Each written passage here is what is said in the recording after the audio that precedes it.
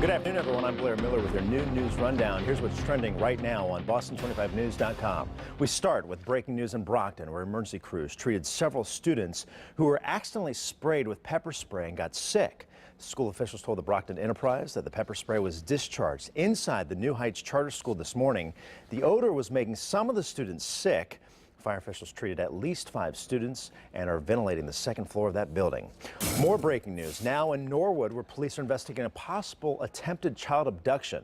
A child told police she was waiting for the school bus this morning when a driver approached her and told her her father was in a car accident and her mother called him to bring her to the hospital.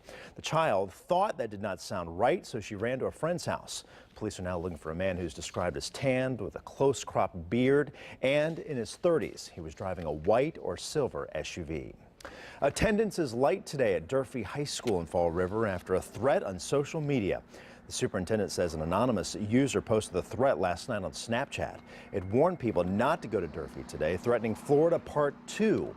The superintendent says the threat is not credible, but as a precaution, they did add security and put in metal detectors for bag checks.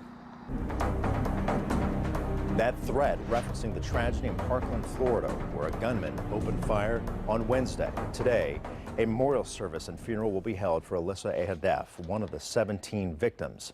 She was a member of a soccer travel team and was just 14 years old.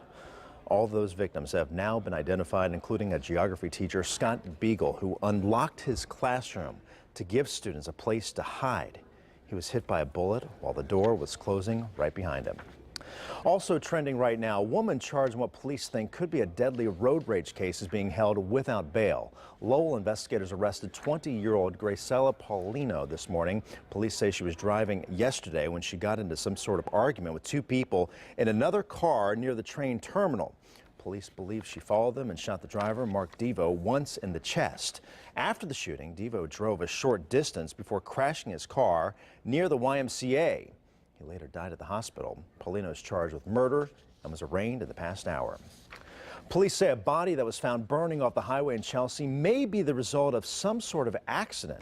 Last night, drivers reported the brush fire, which led fire crews to Route 16 in Chelsea, where they discovered the gruesome scene and a man's body on fire. The exact location was along Webster Avenue, adjacent to Route 1 South. It's still not clear how that man died, but a mattress and some flammable materials were found nearby. Investigators say those items may indicate an accidental fire. Now your local forecast with meteorologist Sherry Spear. All right, happy Friday, everybody. I know we started on an awful wet note, but what we're going to see now are conditions staying mostly cloudy, but also mostly dry. Lunchtime temperatures around 50 degrees.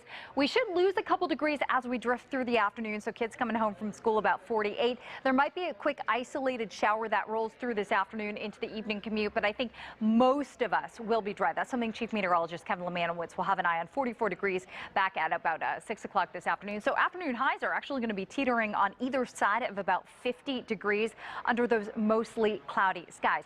The real clearing takes hold tonight. It's going to be a little bit gusty as that happens. Saturday features some sunshine with highs in the 30s, and then we'll see some overnight snow into Sunday morning. Most of that falling while you're sleeping from about 10 p.m. Saturday through about 7 or 8 a.m. on Sunday, and then we got on to a little bit of Sunday melting. You can catch the latest with Kevin tonight at 4 or at Boston25news.com. Thanks, Sherry, and thank you for joining us for this noon update. You'll find all these stories and much more on Boston25news.com. Our next full newscast is this afternoon on Boston 25 News at 4. I'll see you then.